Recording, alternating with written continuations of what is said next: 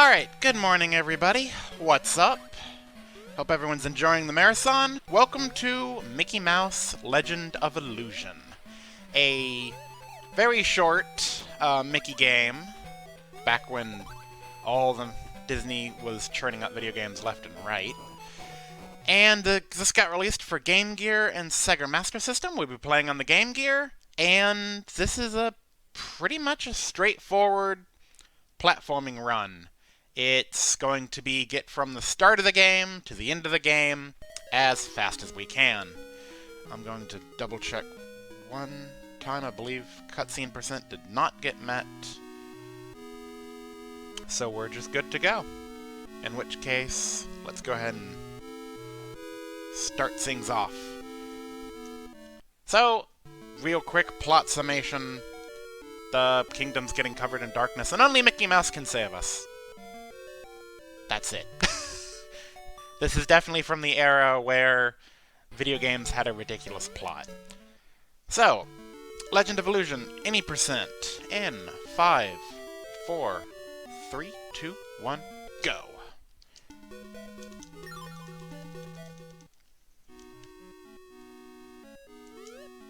Alright, so our first level is Castle Kufstein. Mickey's been tasked to save the kingdom, and he's going to seek some advice from some of the local kings. Somebody made Goofy a king. I know. This world is in tragic times.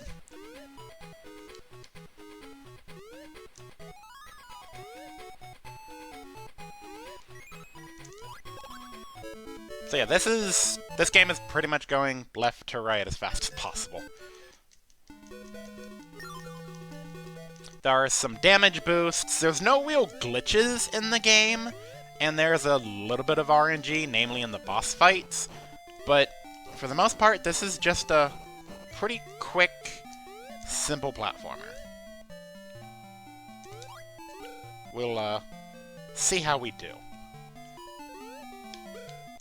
There's one of our first intentional damage boosts.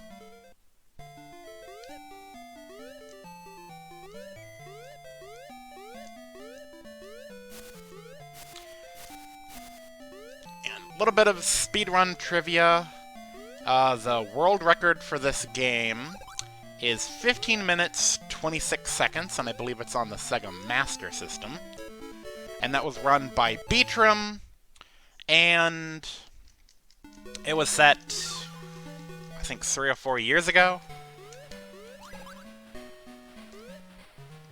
And relatively speaking, there hasn't been a lot of activity on this game since. I think I'm one of the more recent runners. There's a couple others, if you check the speedrun page for this. But my PB right now is a 16:13. I would love to get a PB on stream, but we'll see how that goes.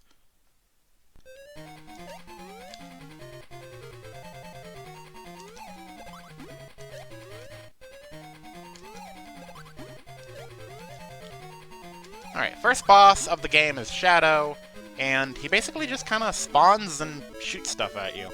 And that's basically about it. It's kind of a don't blink, you'll miss it.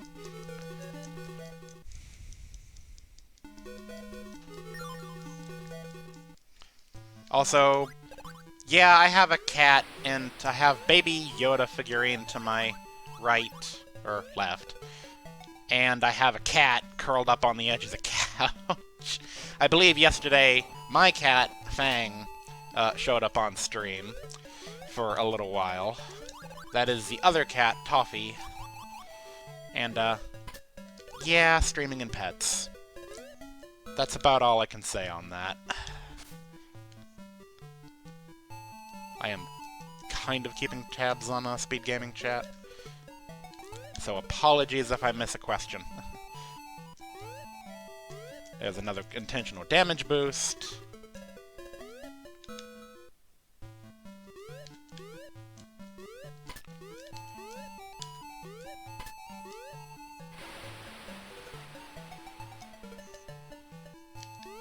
And now we've rescued / found King Donald. Yes, screen scrolling you try to minimize the amount of screen scrolling that you do, it eats up time. That is one of the little aspects of tech that this game has. You also want to avoid killing enemies as much as possible, damage boosts. It all creates some substantial bits of lag.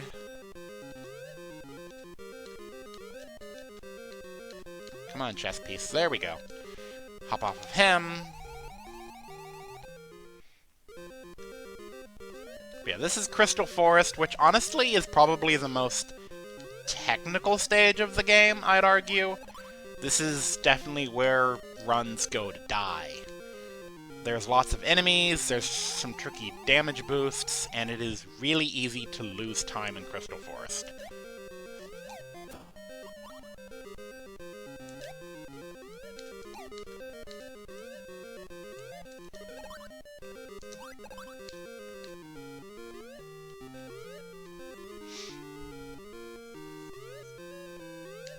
There's another intentional damage boost.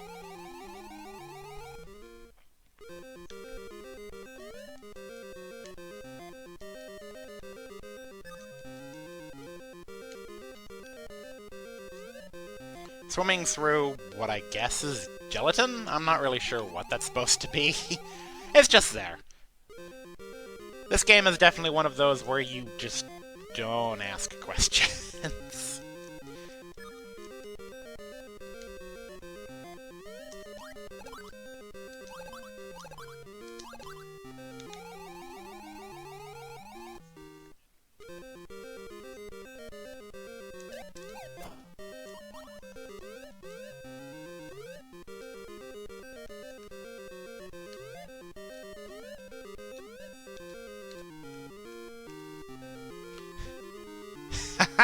Yeah, there's no Keyblades in this game.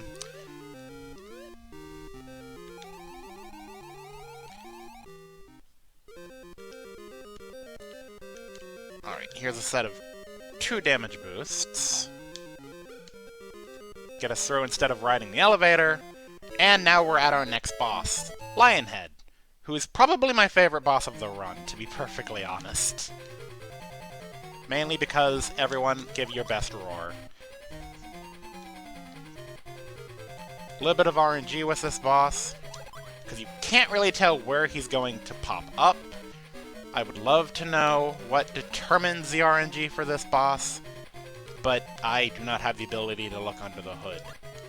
I would love to know what determines this game RNG. It's probably the one bit of optimization that hasn't happened with this game, even when it was an actively run game.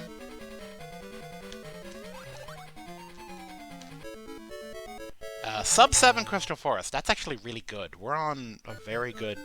They're actually on a very good pace right now. We're on a... And now here's our first obligatory auto-scroller, because every platformer needs an auto-scroller.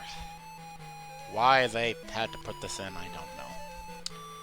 It is the first of 2 auto-scrollers, but I guess technically it's some more technical. You kind of want to get enemies off of the screen as fast as possible.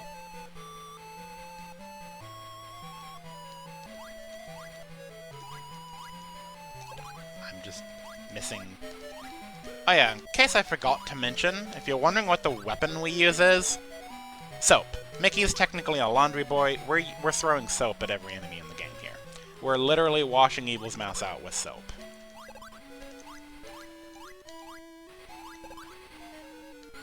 Because it's a Disney game. Just go with it. That's really all I can say. Alright, now we have our next boss, the Caterpillar.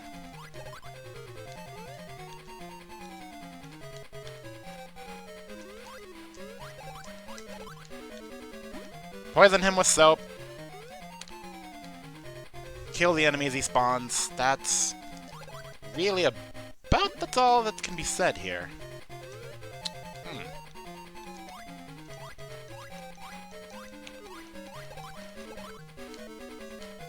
And that's it for Rainbow Wastelands.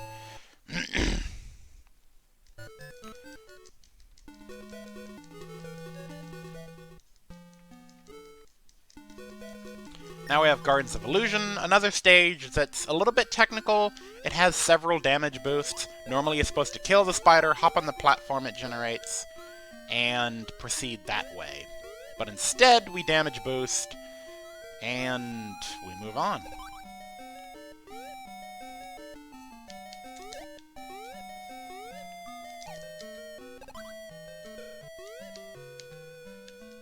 A little bit of screen scrolling, not intentional there. Now let's play us a song.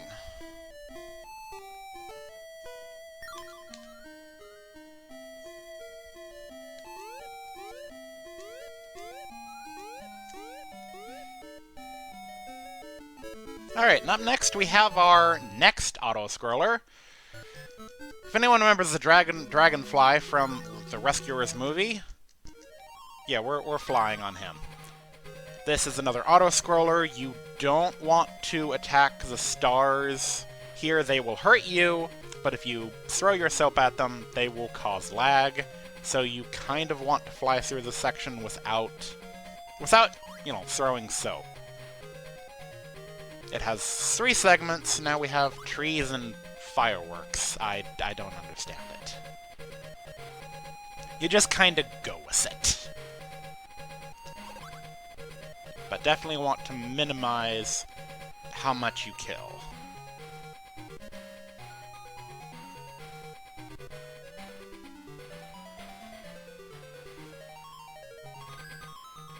Alright, auto-scroller. Fly to the bottom right, speeds up the transition to the next stage.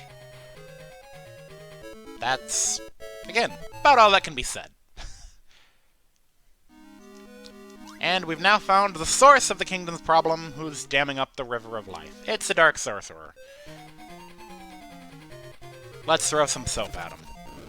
He takes about 8 hits, and yeah, you throw soap in his mouth, he goes ack, and that's kind of it. It's magical soap.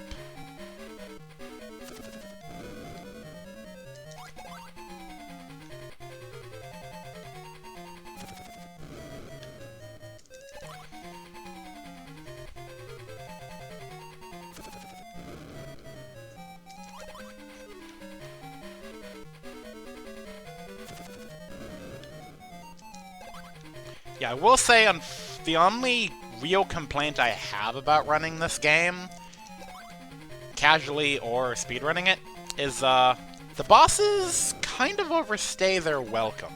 The wizard takes 8 hits, he turns into a dragon, and now he also is going to take another 8 hits. The boss fights in this game are counting simulator. That's really about all I can say. So, throw soap in the dragon's mouth, he hacks up a soap bubble, and you make him bop himself on the head with the spike ball. Rinse and repeat 8 times, we've done it twice.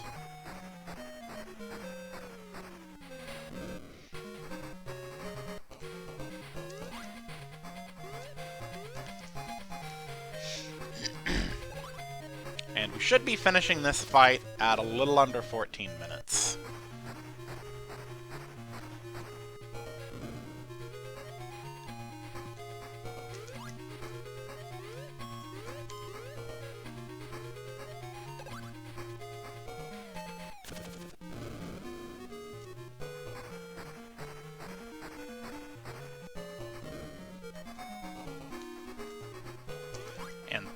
Also, one thing I have forgotten to mention, given how long the damage animation takes and the lag it can generate, you also want to avoid getting hit as much as possible.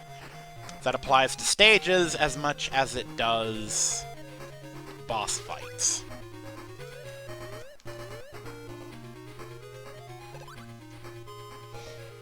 Barring, you know, those intentional damage boosts that are save a little bit of time compared to normal platforming.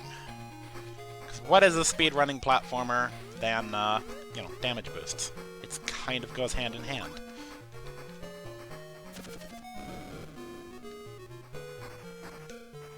Whoops.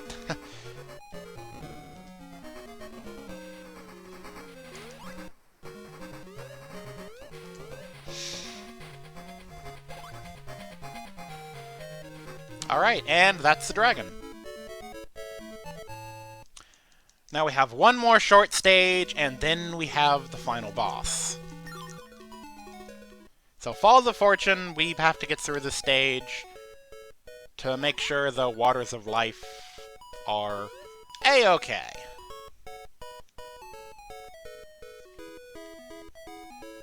It's a very short stage, only takes about 30 seconds. Some damage boosts and just basically optimizing your movement. Make you go down the rope.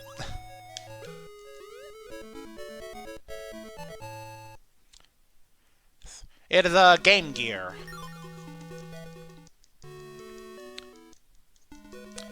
Yeah, this is a Game Gear game that I used to play growing up in car rides as a kid. Now, King Pete sent us on our mission. He found out we're gonna, become king because we saved the kingdom, and now he wants to kill us. There you go. There's your final boss plot.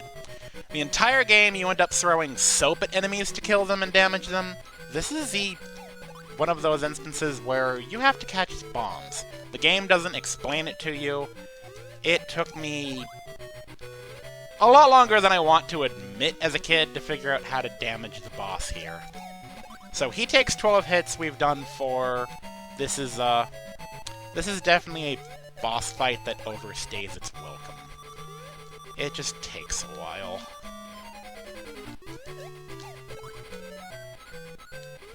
And timer ends when the last hit happens to Pete.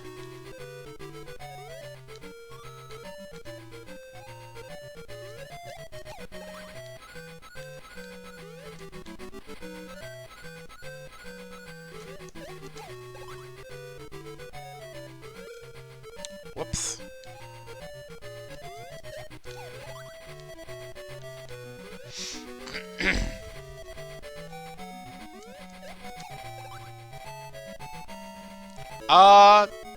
Sub 16! That, ladies and gentlemen, is actually a PB. That is a PB. My PB going forward into this was 1613. We just got 1552. That is the best run I could hope for.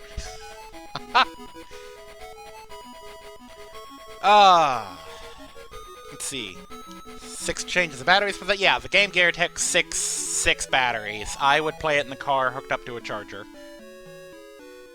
Yeah, Game Gear hemorrhaged batteries, but it was actually pretty much a technical marvel for what it was at the time, I'd argue. But yeah, this was a good run. So thank y'all for watching this. Go ahead and donate to the charity, and with that, I think that brings us to a close.